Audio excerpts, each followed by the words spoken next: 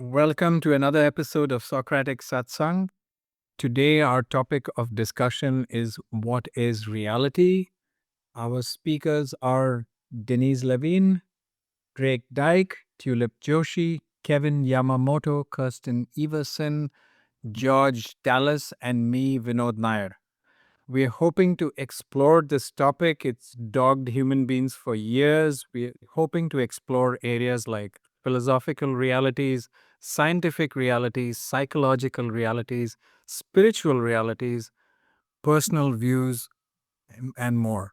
So I'm going to hand over to our first speaker, Denise, who had recommended the topic. Over to you, Denise. Thanks, Vin. Hi, everyone. So the question, what is reality? It sounds like a simple question, but the deeper we go, the more complex it becomes. Is reality what we can see, touch, and measure? Or is it shaped by our consciousness, our beliefs, or even our dreams? Science tells us that our senses can be deceived. Quantum physics tells us that particles exist in probability until observed. Philosophers have long argued that reality might be nothing more than an illusion or a construct of the mind. And from a spiritual perspective, throughout history, mystics have suggested that there's a deeper hidden layer beneath what we perceive. So, personally, I think perception plays a central role in shaping our reality. You can have two people witness the exact same event and come away with an entirely different interpretation of that same event. That difference is often rooted in personal experience, culture, or belief systems. And I have to throw in from a metaphysical view or perspective, if everything is energy, and consciousness interacts with that energy, then maybe reality is more fluid than we think, possibly even holographic or multi-dimensional. And I have to throw pop culture in here, of course, like some of the theories that are explored, like in movies like The Matrix, for example, right? That's kind of an interesting take. I've also noticed for me that some of my dreams feel just as vivid and emotionally real as waking life, especially in those moments where the lines between sleeping and waking start to blur. And sometimes it can be hard to tell which version is the real one. So, am I waking up to reality or am I going to sleep. It's kind of interesting when those lines are blurred. So it makes me wonder if reality is more about states of consciousness rather than just physical experience. And I went to a quote from Plato on this because it actually describes what I just described, what I tend to experience, and that is, how can you prove whether at this moment we are sleeping and all our thoughts are a dream, or whether we are awake and talking to one another in the waking state. So I thought that was quite apropos for what I was trying to look at this from a personal perspective. So some of the core questions that I would put out to the group, and everyone will have their own perspective, of course, but just some of the questions that come to mind that I thought maybe we could bat around.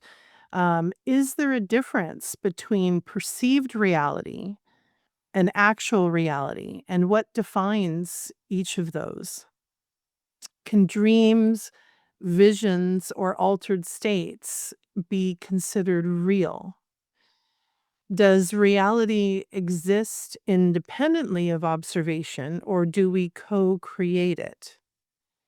And finally, if we question reality itself, where does that leave our sense of self? And I know in our last podcast, we were talking about the ship of Theseus.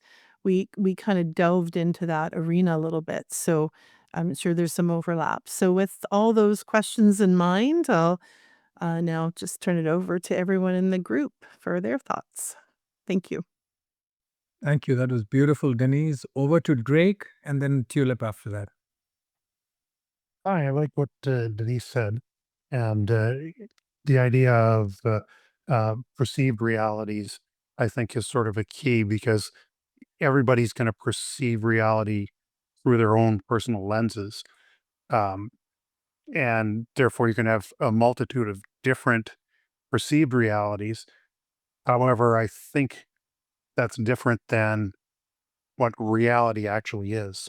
We are all um, through our minds, interpreting what we see, what we feel, smell, touch, and what I see, feel, smell, touch based is all going to be based on my experiences, what I know. Um, I I see something and I immediately recognize it. My brain is already before I've had a chance to really consciously know what I'm seeing. My brain's already doing the work, and based on my past history, it's predicting what I'm going to see. Um, they say there's about a half second delay between what your eyes actually see and by the time it's interpreted in your brain. And when you're doing something really quick, faster than that half second, what's actually happening is that's more on instinct. It's not a conscious thing you're doing. Say you drop something and you catch it, it's because you've done that before, and it's what some people will call muscle memory or similar things. It's not a conscious thing, but when you have to consciously look and think about things, your mind already has an idea what it is, and basically, when it the sight gets to your eyes, when it goes from visual into the electrical signals that go into your brain, um, that time that it takes to interpret it, your mind already has a idea of what it's going to see, and it just sort of adjusts it from there. One of the interesting things I've heard about a little while ago when I was going through some physiotherapy, um, is it cicada, I think, um, and I've heard elsewhere now since. Basically, it's when you were looking at something. If I am looking at my finger in front of me like this, and my other finger's here, and I look from one to the other, your eyes don't go smoothly. If you were to record it, what's happening is they jump and your mind actually blacks out the blur in between so that it's not seeing anything else except for one finger to the other. Whereas if you move your finger slowly across, it tracks it. So your mind does all sorts of things. And your reality is when you're looking from one finger to the other, you don't notice any blackness because it's not important to your mind. That's filtered out. And I think we filter out a lot of things based on our perceptions, based on our upbringing, the environment we've been brought up in. Um, another thing I've heard them talk about is people who have seen ghosts. Um, they often will come from a certain religious background or part of society or a family group that believes deeply religiously or believes in the ghosts and that. And it's very, very rare or unheard of even for someone who has never believed in it, hasn't grown up in that type of society to ever see them because they're not expecting to and they don't perceive the same thing someone else does. So the reality is that there or not? Who's to say, right? Can we prove it either way? Probably not. Not at the level we're at now, but somewhere out there is the actual reality of what's happening. But our perceived reality for one person is this happened, and the other person is no, no, that wasn't there. So I agree. Perception is a huge part of it for us all.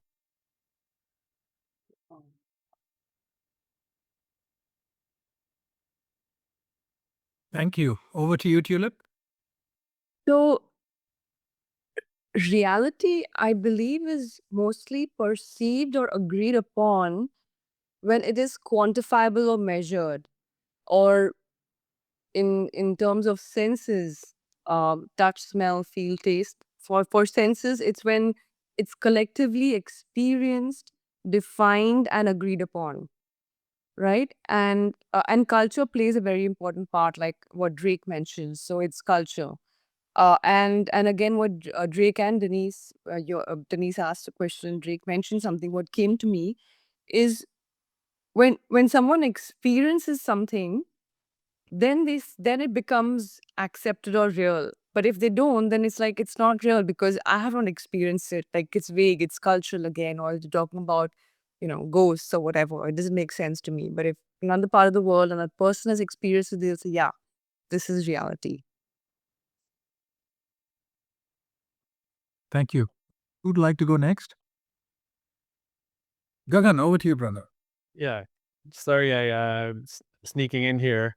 I'm doing a reverse of an Irish goodbye, but coming in late to the party, whatever you can call that. But Tulip made a great point about what consciousness is and how it's those points that you observe. Maybe it's your senses, touch, taste, eyesight. It could be cultural, so just different touch points that kind of affect us. But I feel like those touch points are infinite.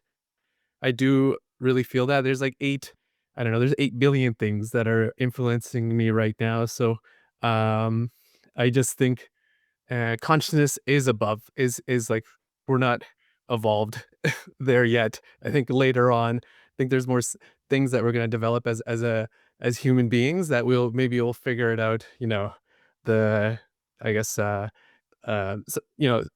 we always improve ourselves. So I think as we evolve and as a species, we figure out more of these senses and more of these touch points and maybe become more aware of them. And we were talking about things of a spiritual sense. I mean, I guess folks that deliver that kind of message came from how they could understand things, and it starts to converge. All these messages come together, converge, and so we're figuring these things out. Thank you, Gagan. Who's next? Kevin, over to you, then George. Okay, thank you. I used to be the type that if I didn't see it or be able to touch it, smell it, whatever, it wasn't real. But I just remember going back in my personal history, back in the mid 80s, I had just left the Navy and was starting a career as a public servant in Ottawa. And one of the things going around in the town was a speaker who, his name was Ernst Zundel, who was a Holocaust denier. And I just remember thinking, okay, I've never seen Auschwitz, but I knew enough from what I've been told, the photographs and the books I had read, to believe that happened and that was real. So I quickly became, all right, if I read about it and I believe it to be true, then even though I've never been there, I guess I know it's real. And I felt sorry for this gentleman who, even if he was there, he probably wouldn't believe it.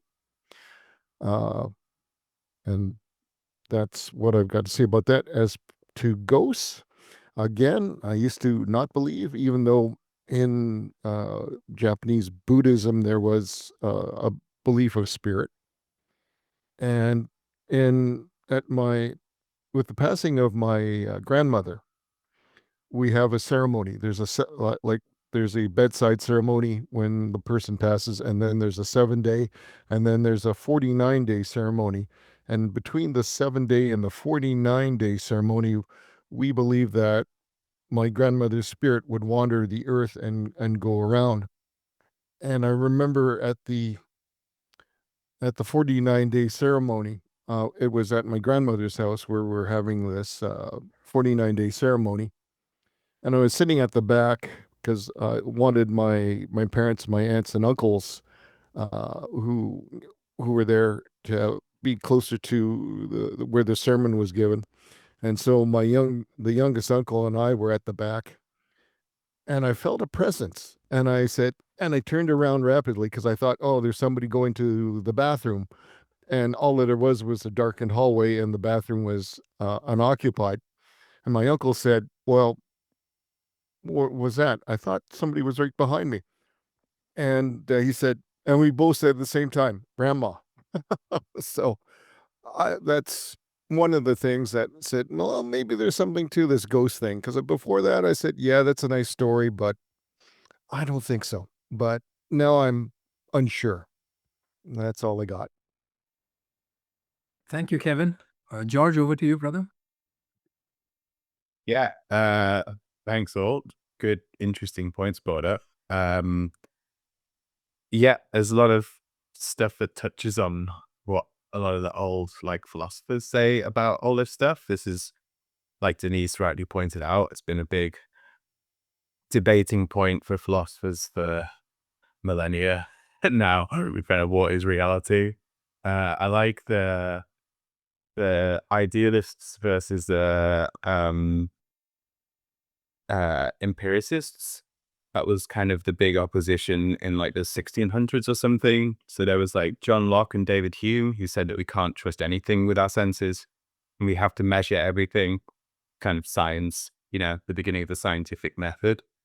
And then the idealists like Spinoza and Leibniz, who thought that you could sort of figure out the essence of reality just through ideas and just, go with it in your mind and see where it takes you, kind of thing. I think Kant here is an interesting point of view on all this stuff because Kant synthesized the idealists and the empiricists. That's kind of why he's seen as such a important philosopher. And so what Kant said was that that we will never know the true reality that there is of anything. He called that noumena, like the noumena of objects was like sort of thing you can't really get a grasp of, and all we get is the sensory image of what that thing is. And so you call that like phenomena, like noumena, and that's where phenomenon comes from. So this kind of goes to Drake's point, which is that he said that there's so many sensory things coming into us all the time that it isn't just about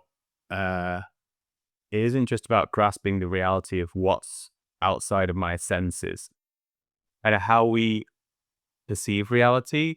We all have 12 categories, he said, that like help us distill all of that sensory information into a reality for us. Yeah, kind of like what Drake was saying in terms of like you got to filter out like just so much stuff because there's so many sounds and photons and everything coming into your mind. And so he said that all humans have 12 things that they share in common, which help us kind of shape reality. So some things are like sort of like our need to sort of find patterns in things, our need to sort of find things as like objects and like, things that stand by themselves rather than just in a big flux, things like that. These are all like natural ways that humans perceive reality.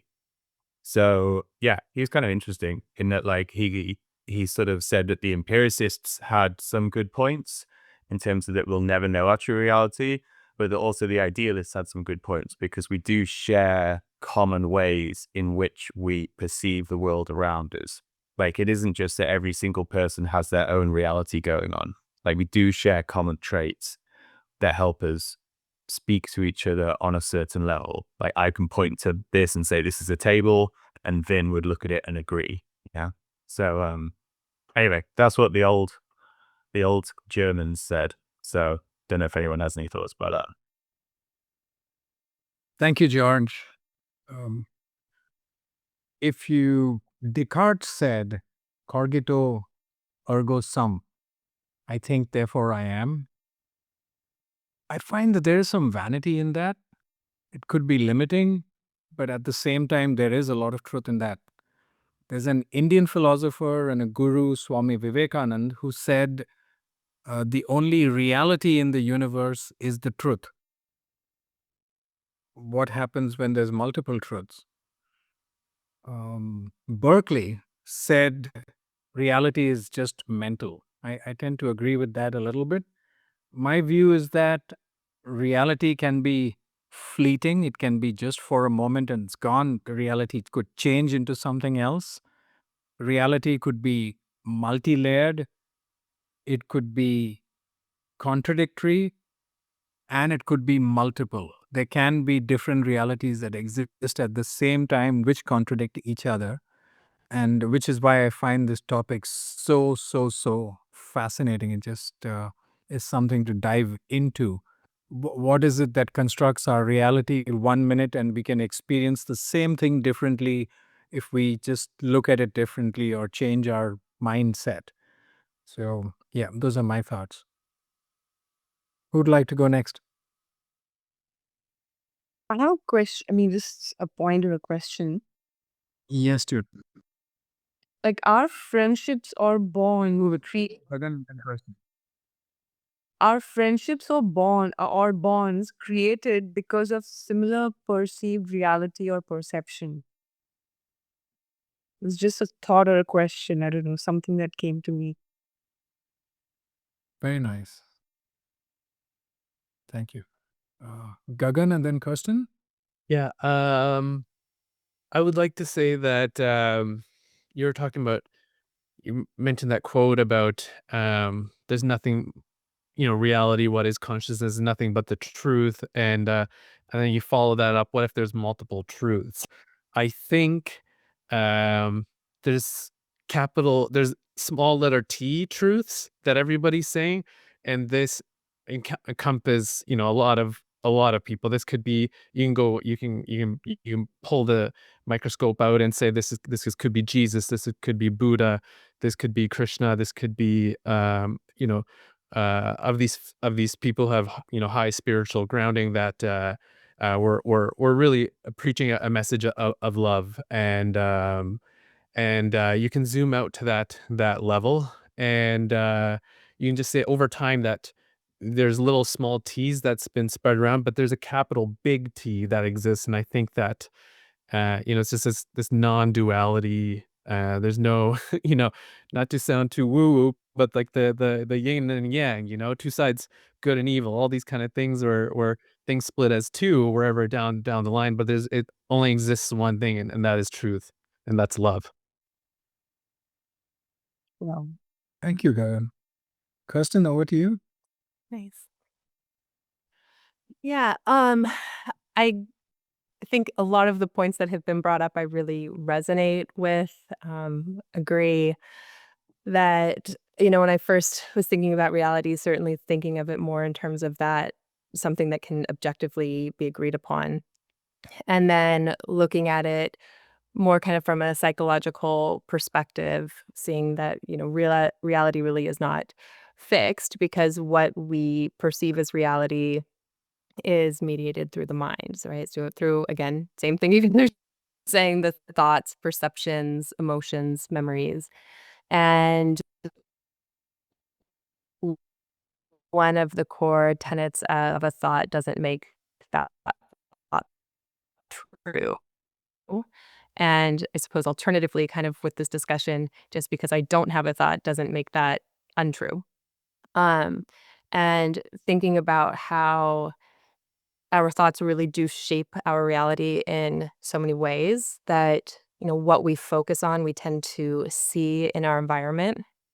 So, for instance, if I'm just thinking about the color green, I'm more likely to be attuned to that outwardly.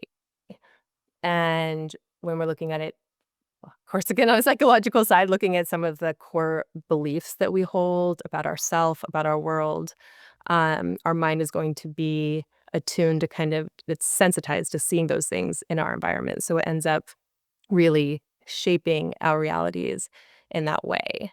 And then one of the things that I really love that Denise brought up at the beginning too is the altered states of consciousness and what that means. And is that reality? Is it not reality? Because from an external perspective, if someone is in an altered state of consciousness, there's not going to be any kind of objective, agreed upon experience from anyone observing that.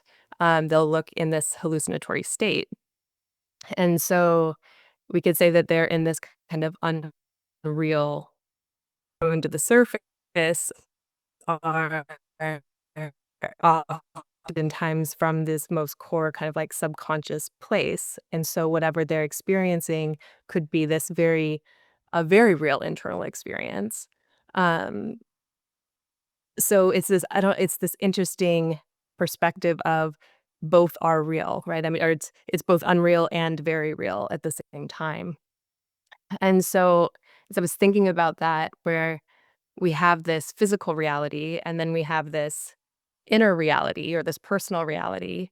And because they are both real, it's kind of wondering if the kind of navigating both of those things is where we come to understand kind of more of the nature of reality itself, not dismissing either, but really to, yeah, navigate both. Thank you. Who'd like to go next? Yes, Denise. So, obviously, I'm going to bank off of what Kirsten just said, because that really resonates with me. And I've taught a lot of meditation classes, and I taught one last week that so I went to Egypt in 2019, and I could just the experiences I had there were unbelievable. My experiences are very different than other people's experiences, but we obviously were in the same place at the same time, really just doing the same stuff, but the energetic experience was very different.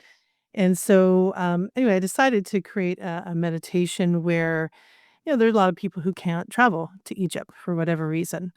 So I thought, why not create a guided meditation that takes people there, right? So taking you onto Giza, the Giza Plateau, into the Great Pyramid, and into the King's Chamber.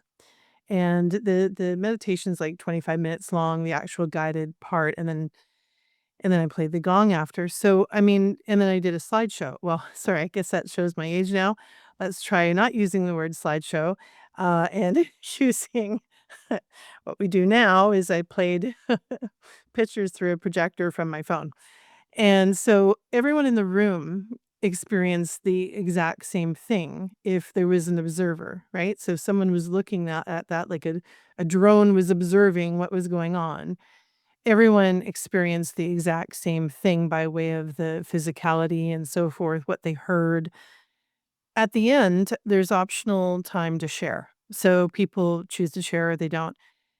Every single person shared. There was like 6 of us, and every single person experienced something different. But of course, that's totally on a kind of an altered state. Were some people in a theta wave situation, where others a little more active, who knows? But every single person had a different experience. So I found that interesting. So that what was real to one person, that was their reality, and it was based on um, again all the factors that we've talked about. Um, Everything everyone said really resonates, because there's just so much that could define what that reality is.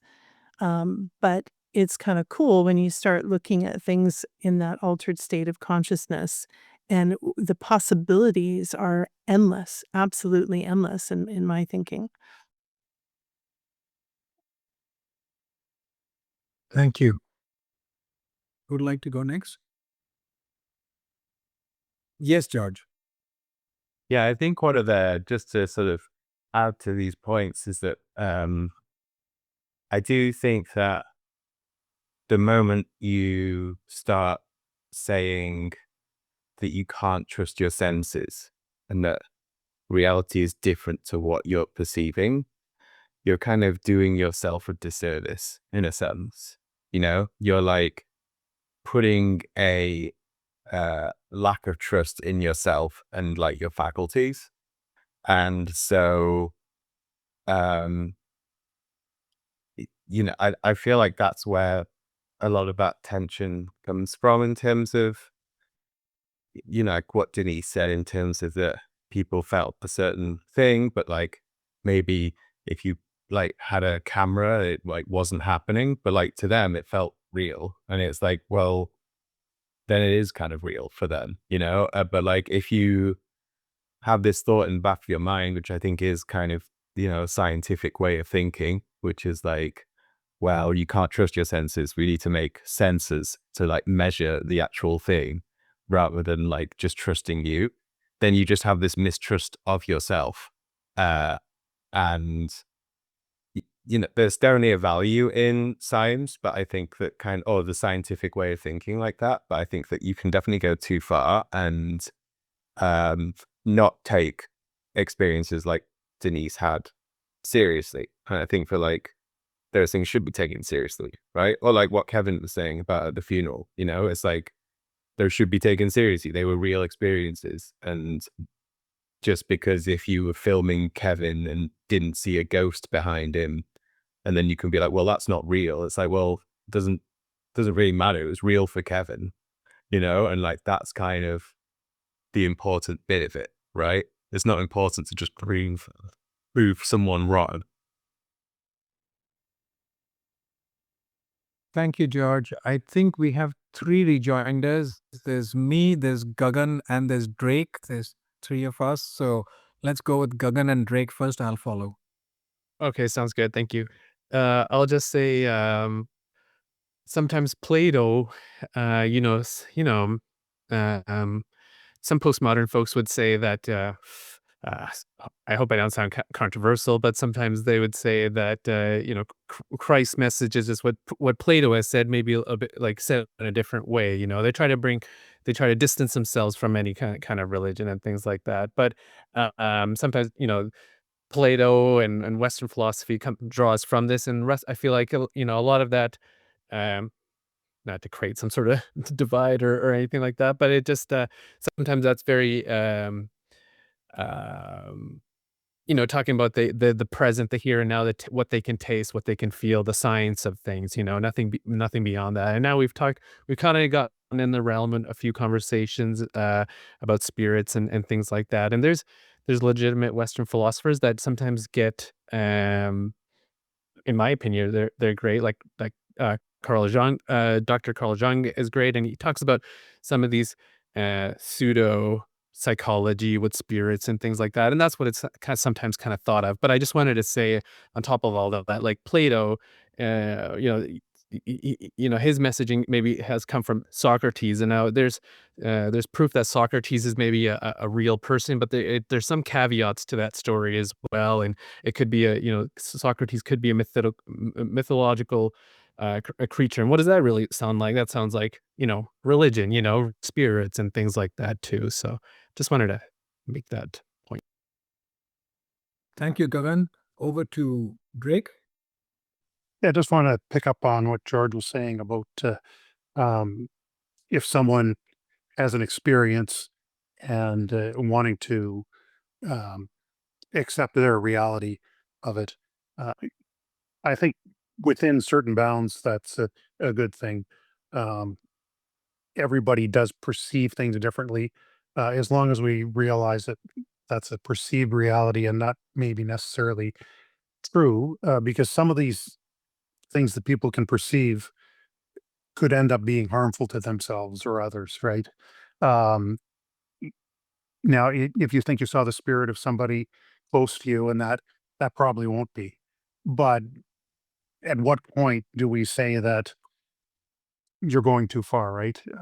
Your reality is telling you now that um, whatever you saw there says somebody else is a bad person, so you have negative intentions towards that person or whatever, and that might be their perceived reality, but it doesn't mean it's reality. It doesn't mean that person is bad.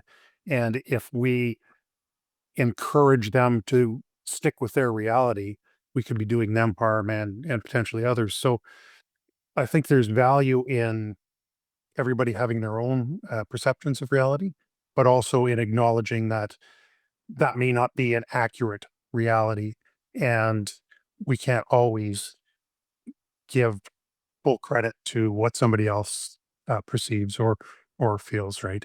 Not that you want to discount them and their beliefs, but just be careful how we deal with this. That was my only issue. Drake, I'd like to piggyback on what Drake just mentioned. I agree with George that an experience you have is real to you, but it's important to cross reference and double check once in a while, especially when the experiences are extraordinary. At an ordinary and daily level, it happens to me almost every day because of my autism. I have issues understanding reading people. So it's quite common that I would read a situation one way and others read it another way. And cross-referencing once in a while, checking where you stand. Are you right? Are you wrong? How many people agree with you? How many don't? These help. They really help. Um, it's, you know, two examples I can think of would be my mother, who came and stayed with us recently for a few months. So she had this terrible fear of dogs. And when she came and stayed with us this time, she suddenly had to put up with two dogs, one large, one almost large. And every time our dogs would even look at her or go near her, her whole expression was like she was about to get eaten alive. It was absolute terror. Um, 2 months later, she doesn't go anywhere. I mean, she couldn't go anywhere without the dogs. She would get up, first thing she would look out for is them. And just before she left, she would have the dogs on the bed with her. So her reality did change quite a bit. And it was just out of her own experiences. Another example I could give you is a subject like body language. Body language tells you certain things. If someone crosses their arms, their mind is closed. But that could just be a cultural reference. You could just come from a culture where sitting with your arms crossed is comfortable, it works for you. So I guess once in a while it's best to cross reference everything that you're seeing or absorbing just to know whether you're still with reality or not. Thank you. Yes, Denise. Over to you, Denise. Sorry. Okay. Just had a technical difficulty there for a sec. So, yeah, I mean, backing on to that kind of putting yourself in a potential delusionary state when it comes to, what you're experiencing. Is it really reality, or are you moving into a space that's not healthy? If I couple that with what Tulip was mentioning about, are there realities that bond when it comes to friendship? Um, I've had a lot of interesting experiences, and I'll just go back to Egypt for a second. We saw some really weird stuff. There is no question. Stuff where, you get back in the bus or back to the hotel and you just think, what the heck do we just see? It was a very interesting experience being in Egypt, and going with a very old family that is very well known in Egypt. And we went to a place called the Seraphim, and it's near Giza. And there are underneath, so it's like a huge mass tunnel that was dug. And in there are 26 of these giant black granite boxes that are perfectly cut. They weigh like 100 tons in total. They all have lids. Some of them have been moved. Anyway, suffice it to say, we all kind of broke off and did our own thing. And when we reconvened, some of those experiences were, so people that didn't know me that well, I went with a friend of mine to Egypt on this tour, and some people that didn't know me very well, we listened to what I was saying and what I experienced, and just like, you just see the look on their face, like, wow, like you might need some therapy after this trip, right? So, but the people that knew me well, including the good friend that I went with, did not doubt me for one moment. Some people had a very similar shared experience that I had, and so it was just interesting to see where judgment comes into that. And I didn't take it anyway. I don't really care. Like for me, it was like, this is what I experienced, and whether you believe me or not, if I start doing some strange stuff afterwards, fine, then send me to therapy. But it was interesting. I just wanted to bridge that kind of having those different experiences along with where do those realities either bond people together or potentially have them, break apart, so to speak. So anyway, just another thought. A quick response from me before I hand over to Tulip is I agree with you. The pyramids of Giza, especially Khufu's place, it is special. I've had similar experiences there for sure. Okay, over to Tulip. Yeah. Then Junagan. What Denise and Vin said, yeah, it's beautiful and it's fun stuff. Like what Denise was mentioning, that it's hard to explain when someone does not experience it. So then beyond a point, you're like, okay, fine. That's when I think about the law and justice systems. They are based on perceived reality or the truth, right?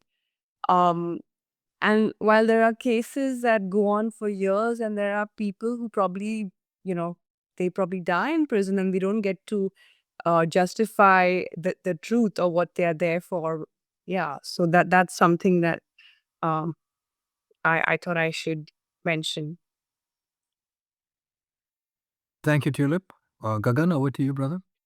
Yeah. I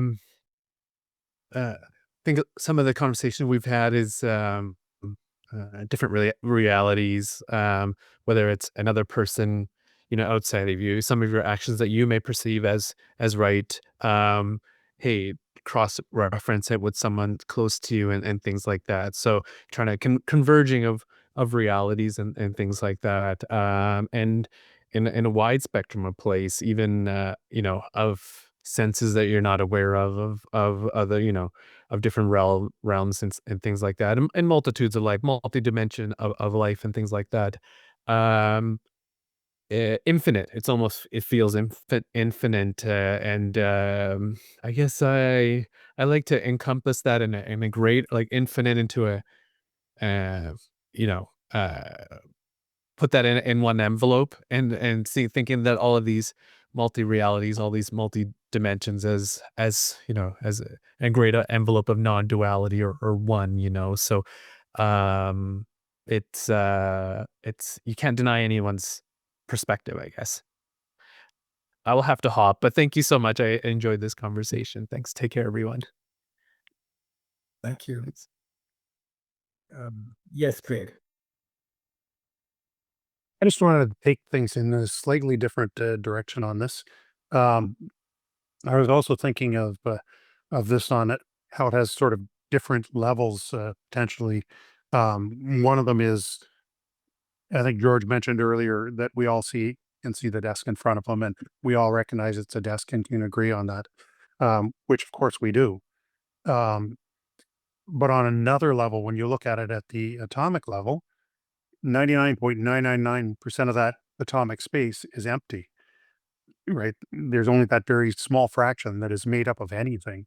So while it's a desk, there's also more nothing there than there is desk.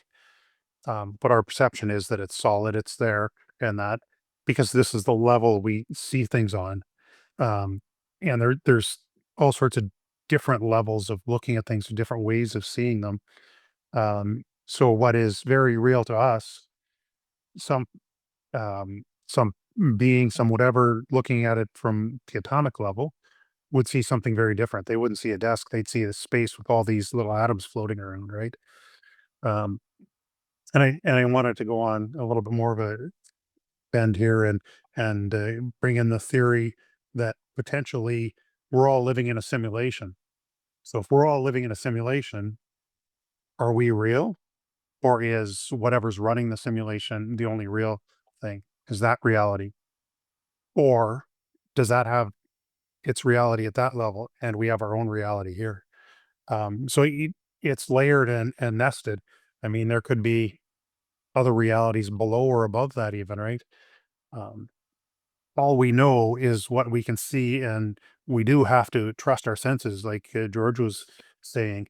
So I think just exploring that, exploring our own reality, and trying to perceive what's around us with our senses is the best way to move forward and understand it. But I don't think we can ever fully understand it, because we'll always, no matter how much we learn, there'll be something that we're not taking into account, we're not seeing from another way. So we'll have a partial view of reality at best. Thank you. Thank you. George, was your hand up? Yeah. I think the when Gagan was mentioning of Plato, it got me thinking about him a bit, and like he is kind of the ultimate first guy to say that we shouldn't be trusting our senses.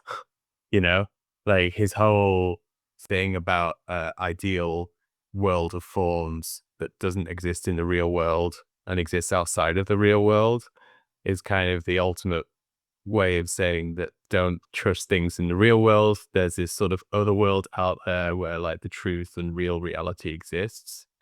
And like I mentioned, I mean, like you can draw a pretty straight line from Plato to the birth of Christianity and that kind of stuff. And it does kind of play out in a lot of Christian mythology, I guess, is that the real world is heaven, you know, that like we are sort of condemned to live on earth now, but that like life gets good after you die once you go to heaven. And that's like where reality is. And I feel like that's like a continuation of Plato's thought in a way. And to me, that's like a life denying philosophy, you know, it's trying to make you like ashamed of the world that you live in now and striving after something that you can never achieve. Um, an alternate way to view reality is kind of pre-Platonic Greeks. They sort of saw reality beginning and ending with the Greeks. Like that's how the world worked for them. And that nature was kind of suspicious and a bit slimy, and nature was usually gods in disguise, but like Greek gods in disguise, you know, presenting themselves in different ways. And so, yeah, it's a very different way to how Plato viewed reality. It is more centered on like the person rather than appealing to some like world out there that doesn't really exist.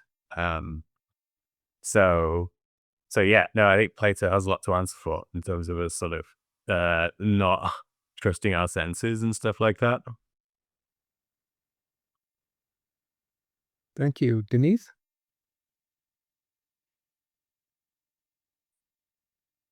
Denise, you're muted. I'm so sorry. Sorry, just backing on what Drake was saying about kind of the multi-level, multi-dimensional, and then and also kind of going into some of what George was mentioning. So I have a daughter who will be 29 this year, and she was diagnosed with autism when she was 2. So she's quite, I would say, moderate to severe on the spectrum. So she understands a lot physically very well, but unable to really communicate proactively. So really hard time communicating and speaking. And there's a famous person with autism called Temple Grandin. She ended up with a PhD in animal sciences. So I read her book quite a few times, and it really helped me understand my daughter when she was younger, and even now.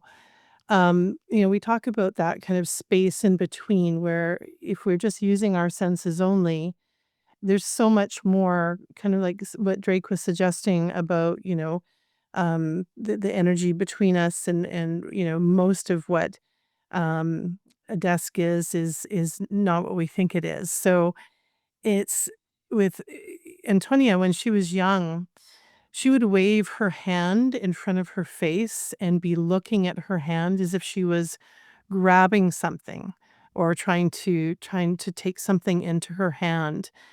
And when I read Temple Grandin's book, it was very similar. She said when she was young, she would look down at her jello and it would be moving.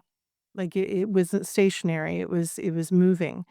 So it begs the question, are there some beings on this planet, human beings, of course, that are in a different that are seeing things on a multidimensional level and maybe operating more functionally on a different level than what is actually seen, like, because sensory information for someone like my daughter can be very overwhelming, and it could be for anyone who is autistic. So that kind of begs the question: is there another dimension? Is there another level of reality, so to speak, that is at play that certain people can tap into that maybe other people cannot for whatever reason? So anyway, I just thought I'd throw that out there. Thank you. And I'd like to add to that, there's this podcast called The Telepathy Tapes by K.Y. Dickens. It's definitely worth a visit. K.Y. Dickens and her team goes around meeting nonverbal children who people think are nonverbal and can't do much. They can't even move around much on their own without support. But strangely, these kids who don't know each other and are scattered across the planet and most of the US um, actually meet at a place called the Hill. They have lectures, they have entertainment, they hang out with each other. And the craziest part about this is that you talk to the parents of those kids and they say, "Oh, my son gave," or you talk to the kids themselves and they'll say, "Oh, where's your son today?" He's in his wheelchair, but he's giving a lecture on the Hill today on metaphysics or on AI. And then you talk to another kid across the other end of the country or the planet, and he says, "Yeah, I attended the lecture by so and so on this subject yesterday." And it just blows your mind because most of them don't even leave their chairs. And this just seems to be a reality you can't argue with because this is being experienced by multiple people at the same time across different time zones, different locations. It is quite an eye opener. Thank you.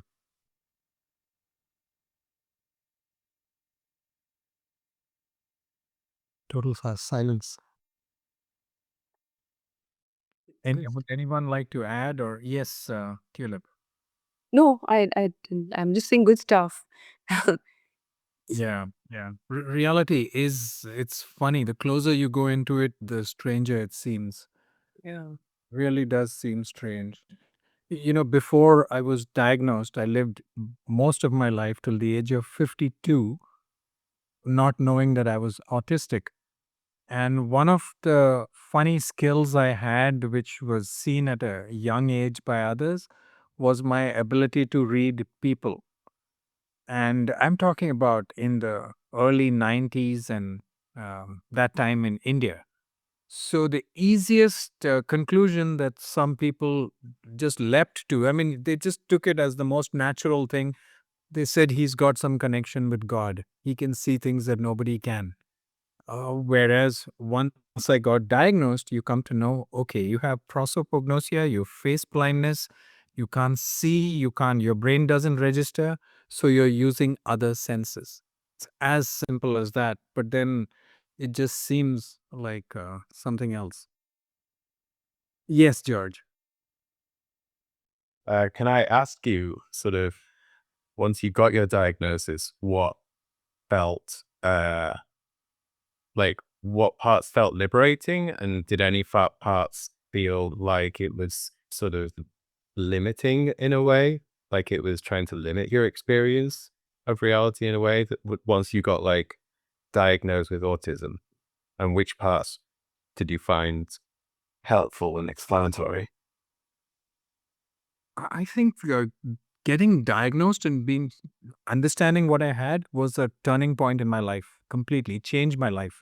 There's before diagnosis and after diagnosis. Before diagnosis, I was just uh, raging through life as fast as I could without knowing what I was, what I was operating on. It's like driving a car without knowing where the gears are, what the ends of the car are, how fast it can go, how it handles. You're just driving and you just push the accelerator all the way. After I got diagnosed, first initially I was just shocked. It made no sense to me because my understanding of autism was kids who don't maintain eye contact, who can't speak, who will freak out if you touch them. And I said, I don't fit any of those. How can I be autistic? And then I got to know about Asperger's and other things. And the biggest effect it had on me is that for a long time, I was confused because I knew that I'm different. I used to get called out for being different, sometimes teased and bullied for it, sometimes appreciated for it. But I was certain I was different. I went to two different therapists many, many years ago. And in both cases, I was told that my IQ is so high, I'm bound to be a little eccentric. Don't worry about it, it's natural. It didn't solve anything. The biggest baggage I was walking around with for those 52 years of my life was I was holding on to internal shame. And the shame was knowing that you have this dirty, dark secret that you can go completely out of control and there's no explanation for it. You can explain it to others, give a story, say so and so did that, this happened, but deep inside, you know there's no explanation and you know that your control over yourself is at best average, maybe way below average. So there was this shame I used to always carry around, and getting diagnosed helped me to cope and manage that shame. It still pops up every now and, but that was the biggest thing. The next few things were I suddenly learned how to drive my car. I suddenly learned, oh, these are the gears. This is forward. This is backward. This is the accelerator. Ooh, I can do this. And then it was like, just go, I mean, you finally realize what you're all about. And it's so much easier to choose your life and to choose your life, create your lifestyle accordingly. Uh, I know a lot of people hesitate to get diagnosed because they're afraid of being put in a box or being labeled. For me, it was just education. I mean, it was finally getting the user manual to something I was operating all my life without knowing how to operate it. That's great. I feel, I guess, just as a follow up though, is like, yeah, it sounds, diagnosis is fantastic for you. And I'm sure it's 99% upsides. But was there any downside to it at all? Like, did you feel like there was any kind of agency that was taken from you that, like, when you say, oh, I thought this was just part of me, but it's actually just autism, which feels kind of a bit separate or something. Like, did you feel any of that? I'm not sure. Yeah, I don't think autism is separate from me. I think autism is part of who I am. It's like there are people who say I have autism, and there are people who say I am autistic. So I am autistic because autism is not a common cold that I have and I can get rid of. It's just part of it makes me who I am. Without that, I wouldn't be me. I would be somebody else. And one of the things that made me a little sad and despondent is I know there is no cure. I know this is me for as long as I exist. And that's can sometimes be quite sad and depressing. It's just, oh my God, I've got to be stuck in this cycle forever. I mean, as long as I'm alive. That was the sad part. But then you also get so many other coping mechanisms and support systems that I didn't know about before. So, yeah. I think taking ownership of it is the best way to go about it, just seeing it as part of you. Yeah. Sorry, I'm not putting my hand up. Drake, I see you want to speak. Got Drake and Denise. So I'll go with Drake and then Denise.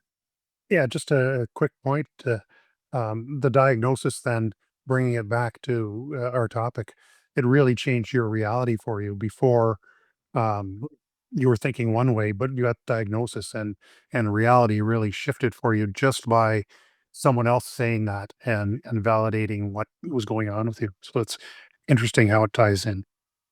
Yeah, it is. It is fascinating. Denise, over to you. It's also a very brave thing to be able to go and do that and to get a diagnosis because, I think that, and I think we all have something, right? Like there's always, like I can't walk past a painting if it's slightly askew. I have to fix it. So I think there's a lot of, what I really say, there's a lot of undiagnosed people walking around on the planet, but it does take a level of courage to say, you know what, I would like to know, why I view things this way or do things that way. So yeah, I think it's great that you are who you are. So if we were all the same, boy, would that ever be boring, right? So. Mm. Thank you, Denise.